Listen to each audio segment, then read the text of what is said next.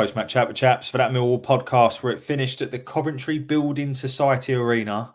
That's a mouthful. Coventry City 2, Millwall 1. And a game that for the first 60 minutes I felt we dominated. But again, the players, I'm sorry, they have to start taking accountability. Capitulated. 2 goals conceded in 4 minutes. 2 individual errors, which we'll talk about, meant we walk away empty-handed after a very, very good performance for the first 60. And overall, I thought we played quite well. And at times we're playing some really nice football. But we still walk away empty-handed. And, you know, it was quite ironic today. Gary Rowell was in the studio. Obviously, Joe Edwards is now our manager. And both have been blamed at times for certain capitulations. The Blackburn one stands out last season under Gary Rowett's tenure. And obviously, a lot in recent weeks. We've now lost the most points from winning positions in the league, I believe.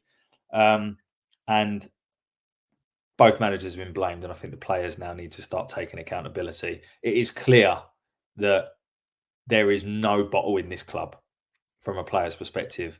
And yeah, you might think that's a bit of an attack on the players, but this is raw. I'm recording this literally almost straight after the game. I've not seen anything on socials. I've not replied to any WhatsApp messages. I haven't looked at anything in terms of interviews. This is just my edited opinion based on watching 90 minutes on the telly. And it's just not good enough. The amount of individual errors, we need these players to step up, because I'm telling you, as good as we were for 60 minutes, it's no good if you then make 2 individual errors that lead us to conceding 2 and losing the game. And what's even more frustrating is Coventry are a very good side, and we managed to. The stats won't show it, but I felt we dominated for 60 minutes. Be interesting to hear what Coventry fans think. But look, let's again, as we always do, let's go back in time and let's talk about the team that started the game. So I guess the most noticeable absentee that maybe wasn't expected was Brooke Norton-Cuffy. Again, don't know anything. Can only assume that he was injured. So the lineup was as follows. So Matty Sarkic in goal, a back 3 right to left of Japhet Tanganga, Wes Harding and Jake Cooper. Right wing back was Danny McNamara. Left wing back was Joe Bryan. In the centre, Casper Denor and George Honeyman, replacing George Saville that started the last game. And then a front 3 of Fleming on the left, Obafemi through the middle, and on the right-hand side, a start for Mr. Romain Esse. Some quotes before the game about Romain Esse being worthy of a start. I think the key bit I took from that, from his interview, Joe Edwards I'm referring to, was he stepped it up in training. Again, I know nothing. I have no inside knowledge, but my assumption is that is key. Edwards wants to see players that are working for it in training, and therefore for that to be justified in terms of getting a starting berth. So Esse starts the game. I don't even know, was Longman even on the bench? I don't even know if he was. Hutchinson clearly injured again. We heard the news that Kevin Nisbet is out for majority of the season. So this squad is just ridiculous. I mean, we knew when we signed Nisbet of his, how injury prone he was, albeit it's a hamstring injury, and now, his previous injuries were certainly on his knee. We get a lot of hamstring injuries, we really do. And in one of Rowett's podcasts, not to deviate too much, he did talk about the difference in surface and how stark it is between the training ground and our ground. But again, no idea what that causes. But anyway, we don't need to go off on a tangent. So we could be 1-0 up, by the way, after, I think it's about 39 seconds. We force a throw-in, I think, literally from kickoff. Ball comes in, Harding flicks it on. That's a good chance. Honeyman is a good save from the keeper. Yeah, straight at him, but the keeper's got his position spot on. We could go 1-0 up. We don't. They have a chance on 5 where we give the ball away. I think it's on the edge of the area. Again, this is all raw, so I'm just trying to go from memory. It's Obafemi who gives the ball away. They break, as they often did, using the channels. Sakamoto, who is, he's a super player, Sakamoto. Any team that has the quality on the ball of Sakamoto and Callum O'Hare, and then the pure running power and physicality of Haji Wright. It's interesting because I don't think Haji Wright's a very good player in terms of technical ability, but his physicality caused us problems today. And clearly, they scored 2 goals. So, but they have a chance, a good chance. We then create one on 10 minutes as well. Obafemi creates a little half a yard, takes a shot. I think he's on target, but to no avail. And then we get our goal. So the goal is a long ball forward. Cooper's still up from, it must have been a set play. He flicks it onto Fleming. Fleming gets the ball on the left-hand side. He drives at the defender. He manages to kind of gets tackled, but at the same time, he manages to sort of lose the ball, but poke it towards Esse. And Esse, first time, hits the ball. I think the keeper's probably going to save it, but it actually takes a massive deflection off of, I think it's Binks, their centre-back, and it goes into the net. And Esse points to his watch. I don't know if that's him saying it's about time I started, but he proves the doubters wrong, and he gets his goal, and we go 1-0 up. And, you know, we had quite a few chances in that first 30 minutes. I think the key one was Obafemi, literally only on 14 minutes, where he should make it 2. It's good work, a good ball sprayed out to Danny Matt. Danny Matt brings it down well, then cuts it back to Obafemi. Obafemi shoots, but the keeper does enough to get it away. That, to me, could and should have been 2-0. Does the game change? I don't know. What I will say is that when we don't get that second goal, unfortunately, this game just stunk of Middlesbrough at home. We were superb for the first 30, 40 minutes. We don't take our chances. And then, unfortunately, the other side do. And as soon as we concede a goal, we'll come onto that in the second half, we just don't look like we're able to stop sides, particularly with the attacking power that Coventry had. A couple of other chances in the first half. Good save from Sarkic. I think it was on 19 minutes.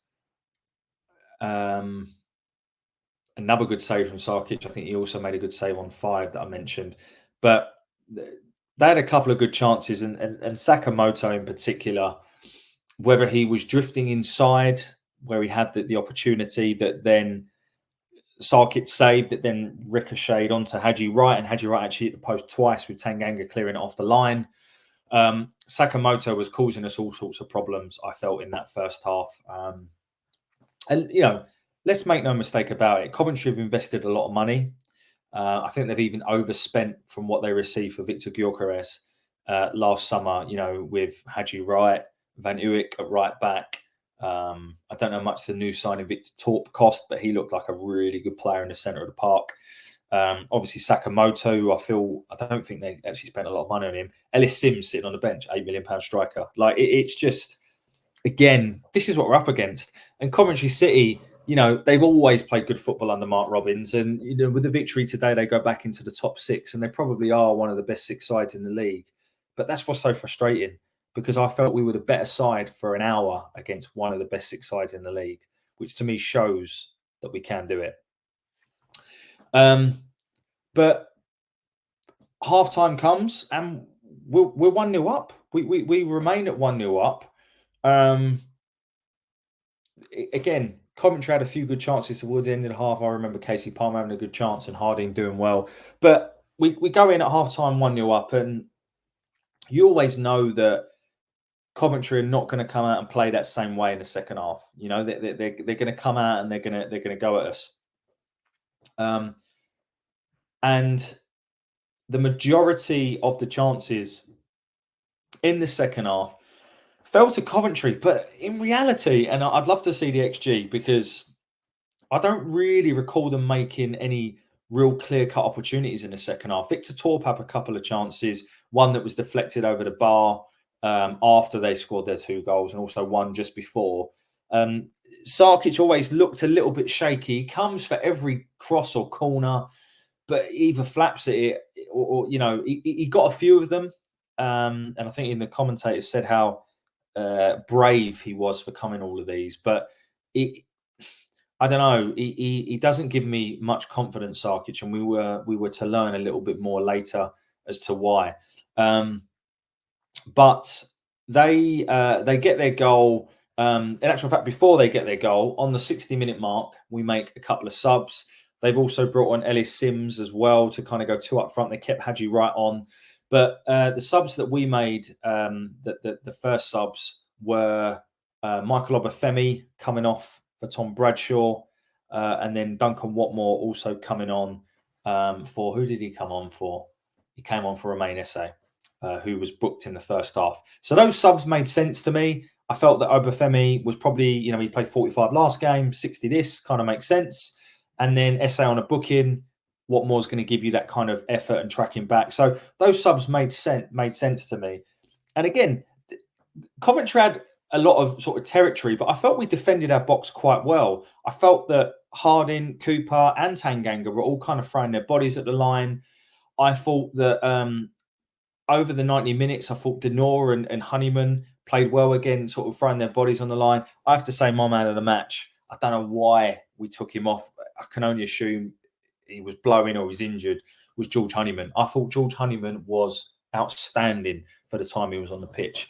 The amount of interceptions and tackles that he did, put a super free kick into the box on 69 that no one really anticipated. I thought George Honeyman was superb today, and he looks really at home in that central midfield. He's full of energy, full of running, aggression, bottle as well, which a lot of the players could learn from. But I'm jumping ahead because on 65, ball comes into the box and Haji Wright is running around the six-yard box, and Tanganga, as he turns, he trips Haji Wright. It is a penalty.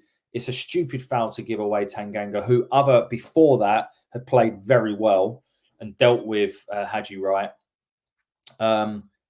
Stupid penalty to give away. Haji Wright steps up himself and just rolls it down the centre to make it 1-1.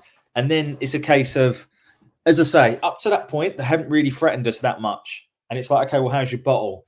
Well, your bottle is decided because 4 minutes later, they go 2-1 up. It's a long ball forward. Callum O'Hare picks it up halfway between the edge of our penalty area and the halfway line. He starts driving. And Cooper steps out. Callum O'Hare goes past him. Cooper's got to bring him down. He has to bring him down. He's just glided past him. What then happens is obviously Harding, or I can't remember, Harding or Tanganga has to go towards the ball. That leaves Haji Wright completely open. Haji Wright receives the ball, drives into the box. And I'm sorry, up to this point, Sarkic has had quite a good game. He's made a few good saves. He's come for everything, doesn't always get there, but a couple of times he come and got the ball. His distribution at times was good, but he has to save that. I'm sorry. I've only seen it again live. He's got to save that. And you've got two individual errors there, Tanganga for the penalty and Sarkic for the goal. And Coventry are a bloody good side, but they didn't create those two opportunities. We gave them away. That should be bread and butter for a championship goalkeeper. And this is the problem I have with Sarkic, and I've said this before. For most of the game, he will look like a decent 1.2, 1.3 million pound championship goalkeeper. But for whatever reason, he has a lapse of concentration, or he does something that you just expect him to do better with. And this was a perfect example of it. He's got to save that. Cooper with the earlier ever, he should have brought Callum O'Hare down. I believe it actually came from their goal kick as well, which is just unforgivable. But to concede 2 goals in 4 minutes, and let's be honest, knowing this group, the game's over. We're not going to get back into this. Coventry might not know that, but we're not going to get back into this. After winning 1-0 and a really good performance for 60 minutes, we find ourselves 2-1 down. The crowd start to up the ante. Coventry are always a good away crowd, and then I'll give them credit for that. They create a decent atmosphere. It's personally not an atmosphere I'd ever want to be a part of because it's very, very different. It's with drum and that LA crap that they sing. But they got their tails up and they create a really good atmosphere, and there's just no way we're getting back into this. And then on 78, they have another chance to make it 3-1, by the way. Victor Torp on 71. Deflected effort comes off of Tanganga to go over the bar. But yeah, 78, we make 2 subs. And I have to say, I don't blame Edwards whatsoever for today. The players have to take accountability. I do find these 2 subs on 78 a little bit odd. And again, I don't know what I don't know, right? So I don't know whether Fleming was blown out of his backside, whether Honeyman was, but he takes off Fleming and Honeyman, who probably were our two best players, and brings on Saville, who didn't really impact the game when he come on. It's not at the end of the day, it's a very difficult game to come on and impact. And Adam Mayer for his debut. It just felt like a weird sub. I would have preferred to have seen Joe Bryan go off and Adam Mayer come on and kept Fleming on the pitch, because I felt that what happened after that, although Mayer actually looked quite lively when he come on and he was really good at sort of driving and getting balls over the box, Fleming was kind of always that kind of other outlet in and around the centre circle, in and around the box, whereas Mayer's a different type of player. So I thought that was a bit weird. And then it kind of petered out, to be honest. The last 10, 15 minutes, we didn't really create anything concrete. A couple of balls into the box. But other than that, nothing hugely concrete. I think Bradshaw had half a chance. But we didn't. And we lose the game 2-1. And, you know, I think if you'd have told me we'd lose the game 2-1 at Coventry before the game, I'd have probably said probably about right. But in terms of the way the game actually planned out, I felt we were the better side for 60 minutes. I felt we limited Coventry very well. We looked an attacking threat. We could and should have had more than one goal. But this group have got to start growing a pair, because we will go down. I promise you, this is not an over-exaggeration. We will go down if we do not start putting points on the ball. We were very lucky yesterday that, and I tweeted this at half-time yesterday, that the results didn't stay as they were at half-time, because we were in, trust me, deep doo-doo if they did. QPR got a draw at home to Norwich. Huddersfield were 2-0 up at Southampton, pulled back to 2-2. Then they took a 3-2 lead. Thankfully, they lost 5-3 or 5-2, 5-3, I don't know. But other teams are proving they can win games. Other teams are proving that they're up for the fight. And if you don't think we're in a relegation battle, you're deluded, because we are. We've got Wednesday, we've got Ipswich at home, who, yes, they're not in a great run, but actually they played very well and were unlucky not to win that game yesterday. If you actually have a look and actually watch the game, they're very confident of a victory. It would be typical for Kiefer Moore to come and score a winner against us. Sheffield Wednesday, this following Saturday, is an absolute must-win. Like, it is just, it's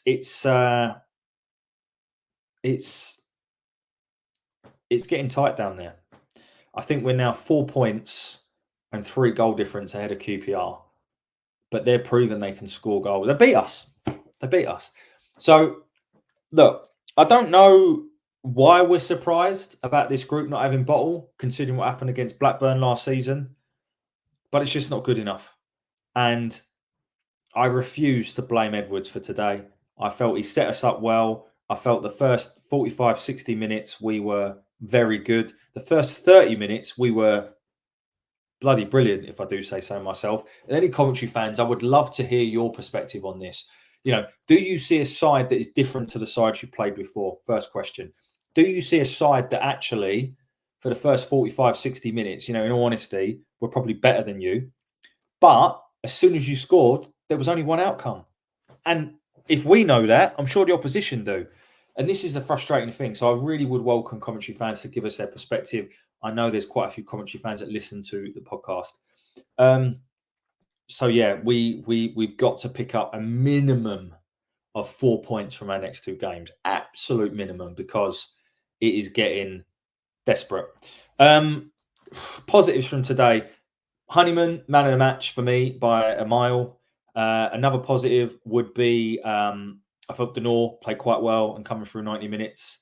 Another positive would be that we Obafemi got some minutes and looked a bit more of the Obafemi I thought we were going to sign. Probably should and could have scored.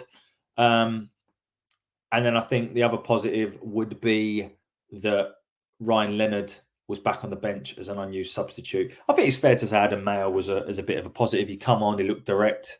Obviously, the kid's thrown into the deep end, but he looked direct. He put a few good balls into the box. But yeah, but let's talk about the players. So Sarkic, until he conceded that second goal, I thought he did quite well. He made quite, a good couple of saves in the first half.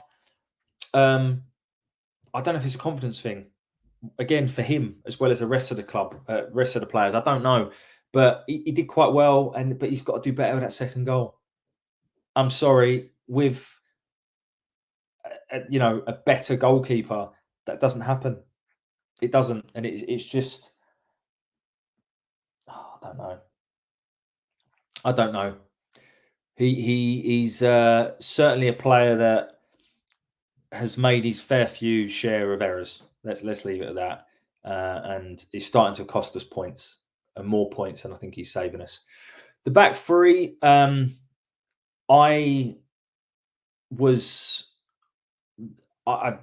given the performance against Hull, I was surprised Harding started. Harding, for me, there was a few misplaced passes, but defensively, he actually was not bad today, in fairness. And if you look at the amount of blocks and interceptions and tackles he did, factually, he wasn't that bad. Tanganga had a great game up until he made that one cock-up and conceded the penalty. Cooper was okay. Again, lots of blocks, tackles, and things. I thought he was a little bit better today, but he's just so clumsy. He just puts his arms all over players. He gives free kicks away. And again, for me, for their second goal, he should have brought the player down. He should have brought Callum O'Hare down. The two centre midfielders I thought were really good. I thought George Honeyman in particular epitomised everything we need in the situation we're in. So he gets my man of the match. I thought Denor was pretty good as well. I felt that at times, especially in that first half, obviously Coventry without Ben Sheaf, I felt he's got sort of bossed that central midfield, Casper Denor, in the first half. And then the front three, SA obviously scored a goal. So that's his job.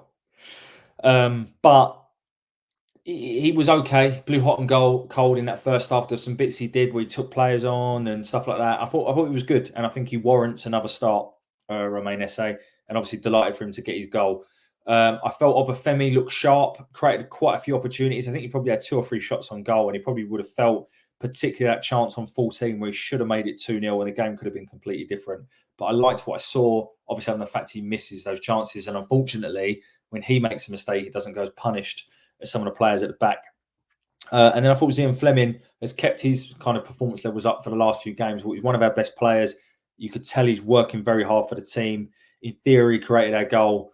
And I thought he was very good and probably close to man of the match, which is why I found it even more strange that Edwards decided to take Honeyman and Fleming off. But again, I don't know what I don't know. They could have been injured. They could be blowing on empty. Don't know. Subs, I like what I saw of Adam Mayer. Obviously, it's going to take him time, but that's a perfect opportunity for him to come on, right? Just get on the pitch, son, and run at them and see what you can do. And he definitely did that. Bradshaw did what he does, which is just hassle. Had a half a chance, but nothing else. Saville didn't really get into the game. And I've completely forgotten about talking about Joe Bryan and Danny Mack. Joe Bryan, I thought he was pretty good, actually, to be fair. Mainly going forward. Sakamoto always seemed to be free. I don't know whether that is because Joe Bryan or because the fact that we were playing a 5 and it was between Joe Bryan and Jake Cooper. I don't know. I need to watch it back. So what I will say is defensively, it's difficult for me to assess Joe Bryan. We all know that Sakamoto tore Murray Wallace a new one when Coventry beat us at the Den earlier this season. But from an attacking standpoint, I thought Joe Bryan had a decent game. Defensively, I've always got a question mark against him. On the right-hand side, bit the opposite, really. I thought Danny Mack defended pretty well. And I also felt that what Danny Mack is very good at is being high up the pitch, receiving the ball, and then maintaining possession from that position. What Danny Mack doesn't do and seemingly cannot do is beat a man. Every time he gets the ball and he's got to go up against one-on-one against someone, he cuts back in. That's what I want to see Danny Mack do a little bit more of. Or if he can't beat a man, then he needs to improve his crossing. But what I will say is I thought Danny Mack actually played pretty well today, in fairness. He's a very different type of player to Brook Norton-Cuffy. But what Danny Mack did, just to repeat, that I felt he did very cleverly, was rather than position himself quite deep and therefore, if you're deep, you've got to try and beat a man. He positioned himself quite far up the pitch and quite high and wide, which enabled him to receive the ball in some really good positions, and he played some quite good cutbacks. So I thought Danny Mac was pretty good. I thought he defended pretty well as well. So really good to see Danny Mac have a half-decent game. He was definitely in our top sort of 3 or 4 players for sure. But look, that's it. I mean, I don't know what else to say. I guess to summarise, the players need to look at themselves today. I'd be interested to see what Edwards says. He probably feels sick and tired of saying the same things over and over again. But they need to have a look at themselves. There's no bottle in this group, and it's just not good enough. And we can't play as well as we did today and walk away with nothing anymore. We can't. We keep losing points from winning positions. And what does that tell you about this group of players? A massive couple of weeks ahead. And if we don't get at least 4 points, I think, from the next 2 games, I think we'll be even closer to that relegation zone. So yeah, just to depress your Sunday even more, I've had to have a few Guinnesses to get over it. But thanks as always for listening. Much appreciated. Appreciate you listening to my opinion, because that's all it is. It's just what I think. It's raw, it's unedited, and I try to remain a little bit pragmatic. Coventry fans really would welcome your perspective on it. Do you think you got a bit lucky today? Do you think we gifted you the game? Do you think that we were better than sides you played before? Do you think we're too good to go down? Because I'm not so sure we are. But listen, thanks for listening. Enjoy the rest of your Sunday, and we'll see you at the Den on Wednesday. Thanks a lot. Bye for now.